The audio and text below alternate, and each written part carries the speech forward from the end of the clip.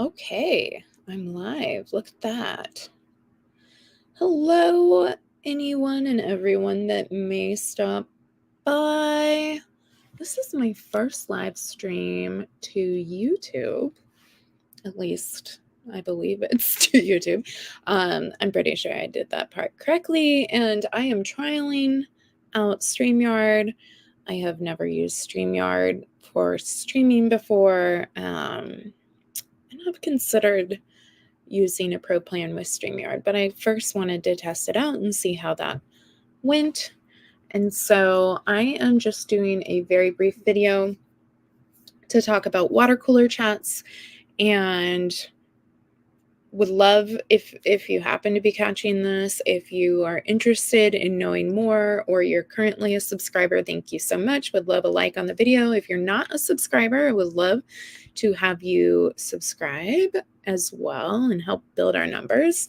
I started this YouTube channel last summer as a result of starting the first water cooler chats, which is actually what we're going to be talking about today because it's summertime and I have a influx of questions that people would like to see addressed on water cooler chats. But if you're new to the channel, just to tell you a little bit more about it, water cooler chats are short form content rather, that I do over the summer. And I also typically animate in my very junior skill level animation.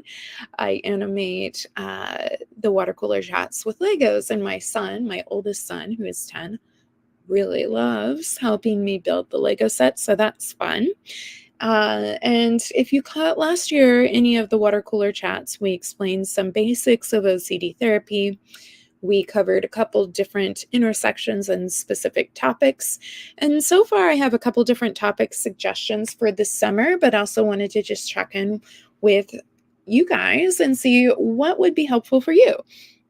So the suggestions thus far is if I'm looking to start therapy, how do I find the right kind of therapist if me or a loved one has OCD? And so that is going to be one of our topics for this summer. I've also had a request for more information about ICBT content.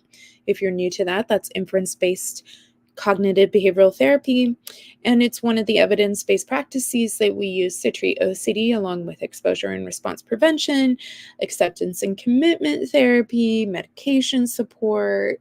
There's building ground for metacognitive therapy. And so no matter what, it's important to be able to find the right kind of evidence-based treatment and one that is proven to show it helps with the treatment of OCD. We're already suffering enough, so we don't want our loved ones or lived experience folks sitting there suffering unnecessarily with a treatment modality that is not helpful. So we address lots of different things, but these are just little quenchers, if you will. See what I did there? It's a water cooler chat with a quencher of short form content that we do over the summer. I've also had a request for more content on existential OCD, which is a subtype of OCD. And OCD can vary in a myriad of subtypes with a myriad of different types of intrusive thoughts or inferences and obsessional doubts. And so that I think is a great one to cover as well, because certainly is a theme that is very tricky and nuanced and really can be troubling. But what we learn, whether we're using ERP, which again is exposure and response prevention, or ICBT, inference-based CBT, is that OCD is OCD is OCD. So whether we're looking at it from a behavioral model, where we're looking at the learning that's happened in the brain and trying to create new learning in the brain, or looking at the cognitive model and seeing how we reasoned ourselves into some of these imagined conclusions that we don't have direct evidence for, but that are causing a lot of distress at the thought or even inkling percentage of a chance that it could be possible, that it could be true, adding a lot of distress to people. And so OCD is OCD is OCD because if we figure out the trick, the reasoning error that we are creating that goes into it from the cognitive side, or creating new learning in the brain from the behavioral side, it makes a huge difference. And so, especially when it comes to themes like existential OCD, I think it's tricky for some people to know exactly what to do with that. And it's part of the value of being able to find a good therapist or provider, good support group, um, to learn more information about that. Also, I will reference that the International OCD Foundation as well as ICBT.online are really great resources for learning more about OCD and a myriad of different themes, as well as OCRDs. Those are obsessive compulsive related disorders. And we cover those here on the podcast. In fact, just last week, we had a follow up with our Pans and Pandas panel, which was really an awesome conversation. And we've talked about BFRBs, body focused repetitive behaviors. We've talked about BDD, body dysmorphic disorder.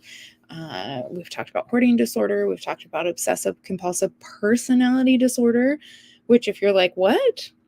It sounds like OCD, but it has a personality. It's a personality disorder. Yes, there is an OCPD, and in fact, this podcast community has gotten a lot of support from Dr. Anthony Pinto, and we have reached a lot of people. It's one of the most popular topics that we talk about here on the podcast. So, would love for any suggestions if you come across this much later after this aired or published. Still would love to hear from you. All right. Thanks, fam. Talk to you later.